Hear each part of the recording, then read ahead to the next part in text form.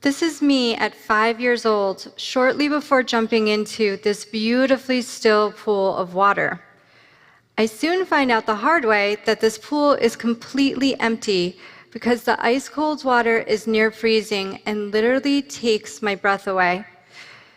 Even though I already know how to swim, I can't get up to the water's surface no matter how hard I try.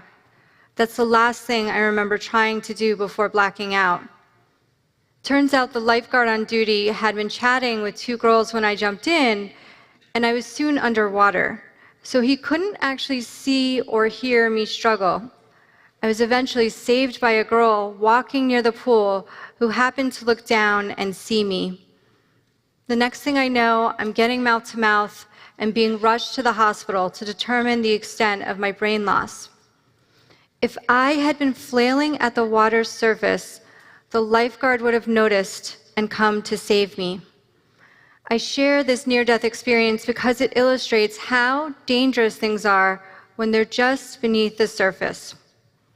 Today, I study implicit gender bias in startups, which I consider to be far more insidious than mere overt bias for this very same reason.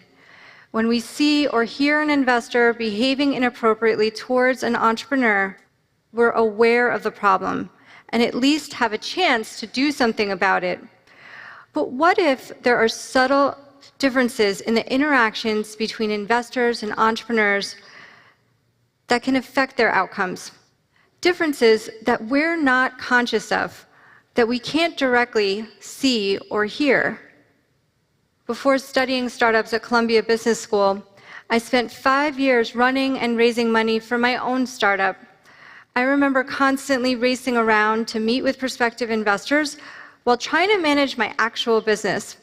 At one point, I joked that I had reluctantly pitched each and every family member, friend, colleague, angel investor, and VC this side of the Mississippi. Well, in the process of speaking to all these investors, I noticed something interesting was happening. I was getting asked a very different set of questions than my male co-founder. I got asked just about everything that could go wrong with the venture to induce investor losses, while my male co-founder was asked about our venture's home run potential to maximize investor gains, essentially everything that could go right with a venture. He got asked how many new customers we were going to bring on, while I got asked how we were going to hang on to the ones we already had. Well, as the CEO of the company, I found this to be rather odd. In fact, I felt like I was taking crazy pills.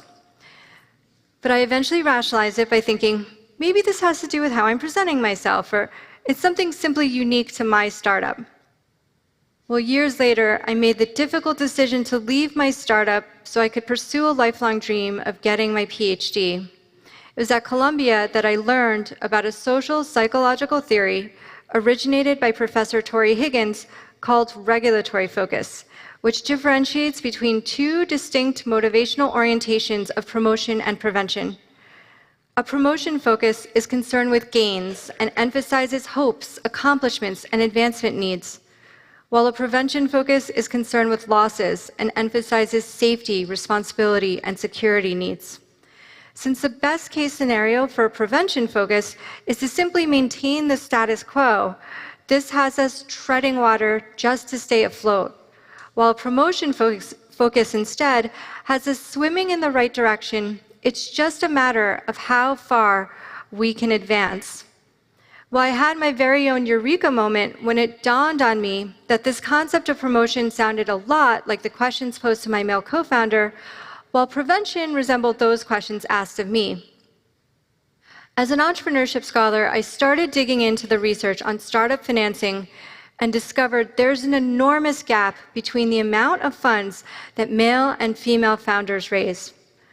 Although women found 38% of US companies, they only get 2% of the venture funding.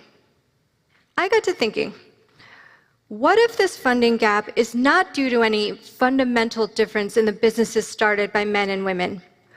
What if women get less funding than men due to a simple difference in the questions that they get asked? After all, when it comes to venture funding, entrepreneurs need to convince investors of their startup's home run potential. It's not enough to merely demonstrate you're not going to lose your investors' money. So it makes sense that women would be getting less funding than men if they're engaging in prevention as opposed to promotion-oriented dialogues. Well, I got the chance to test this hypothesis on companies with similar quality and funding needs across all years that the funding competition known as TechCrunch Disrupt Startup Battlefield has run in New York City since its inception in 2010. TechCrunch is widely regarded as the ideal place for startups to launch, with participants including startups that have since become household names like Dropbox, Fitbit, and Mint, presenting to some of the world's most prominent VCs. Well, despite the comparability of companies in my sample, male-led startups went on to raise 5 times as much funding as the female-led ones. This made me especially curious to see what's driving this gender disparity. Well, it took a while, but I got my hands on all the videos of both the pitches and the Q&A sessions from TechCrunch, and I had them transcribed. I first analyzed the transcripts by loading a dictionary of regulatory-focused terms into the linguistic inquiry and word count software called Luke. This Luke software generated the frequencies of promotion and prevention words in the transcribed text. As a second method, I had each of the questions and answers manually coded by the Tori Higgins Research Lab at Columbia. Regardless of the topic at hand, an intention can be framed in promotion or prevention. Let's take that topic of customers I mentioned briefly earlier. A promotion-coded question sounds like, how many new customers do you plan to acquire this year? While a prevention-coded one sounds like, how do you plan to retain your existing customers?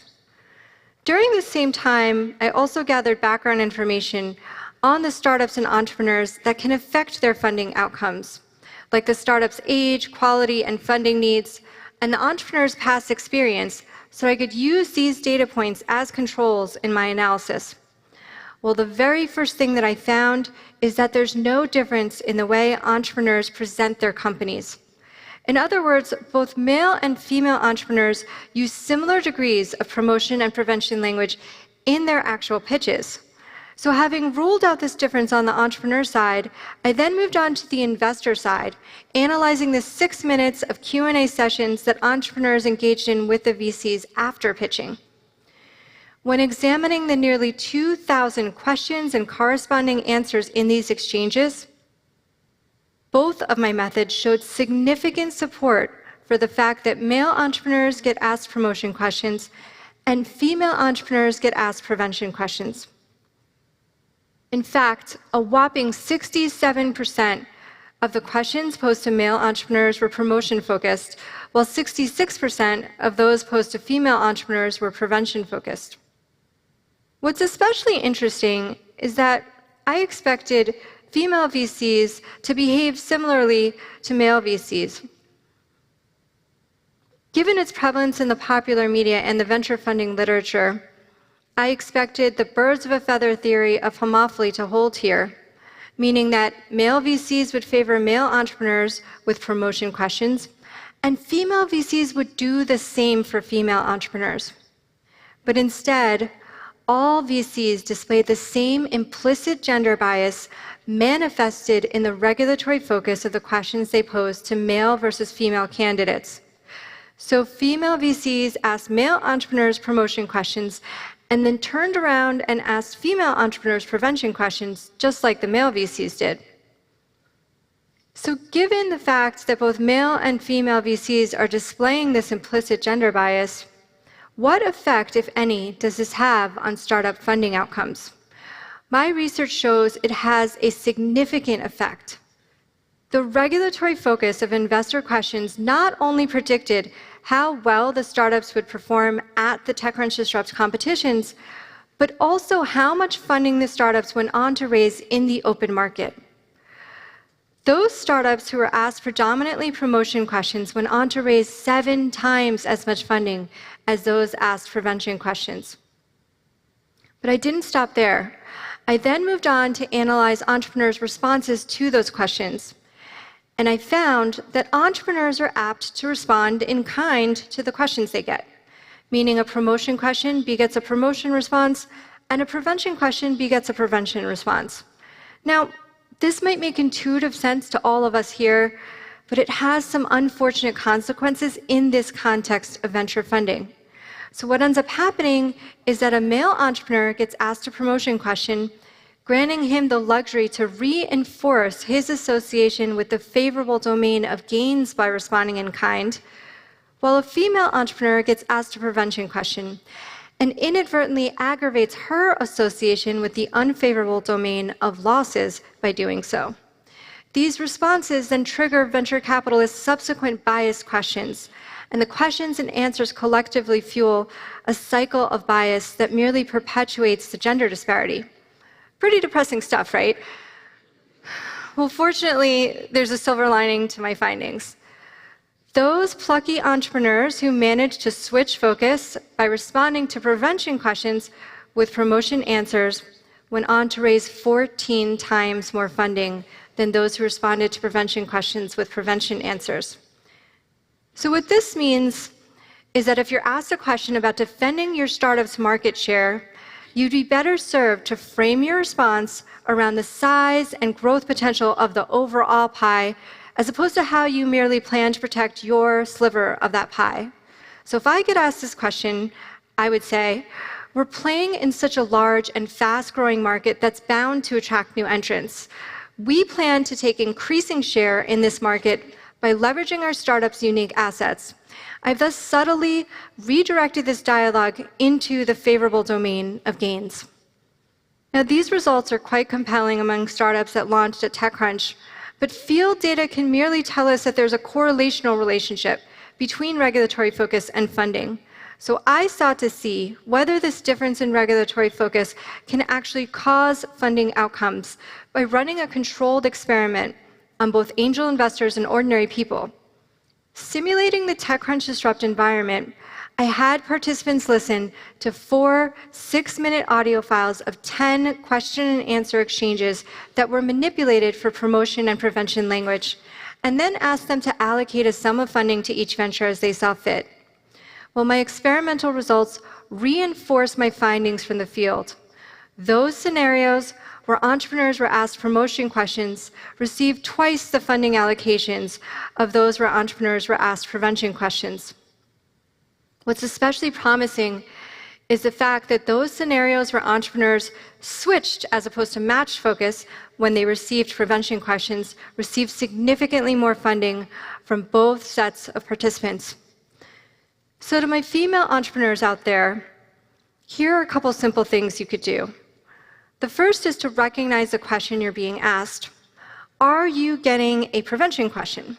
If this is the case, answer the question at hand by all means, but merely frame your response in promotion in effort to garner higher amounts of funding for your startups.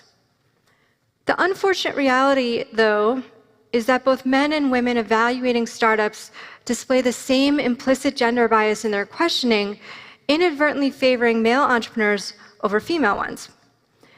So to my investors out there, I would offer that you have an opportunity here to approach Q&A sessions more even-handedly, not just so that you could do the right thing, but so that you can improve the quality of your decision-making. By flashing the same light on every startup's potential for gains and losses, you enable all deserving startups to shine, and you maximize returns in the process.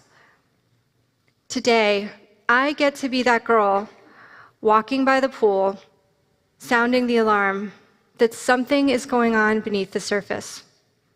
Together, we have the power to break this cycle of implicit gender bias in startup funding. Let's give the most promising startups, regardless of whether they're led by men or women, a fighting chance to grow and thrive. Thank you.